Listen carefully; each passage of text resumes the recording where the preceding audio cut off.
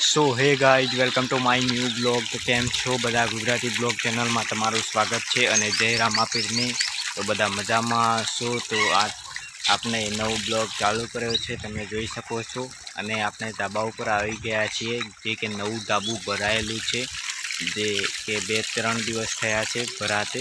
અને આપણે જે પાણી છાંટી રહ્યા છીએ, તમે જોઈ શકો છો ઉપર આ પાછળના ભાગમાં બેકગ્રાઉન્ડમાં તમે જોઈ શકો છો જે રેતીના પાળા કરેલા છે એ પાળા ભરી રહ્યા છીએ આપણે। અને જસ્ટ 2 થી 3 દિવસ જ થયા છે, એ પણ બ્લોગ તમને મળી જશે। તમે જોઈ શકો છો કે પાણી ભરવાના ક્યારા કે જે પાળા હોય છે, શાયરી કહેવામાં આવે, જે એ કરેલી છે, તમે જોઈ શકો છો।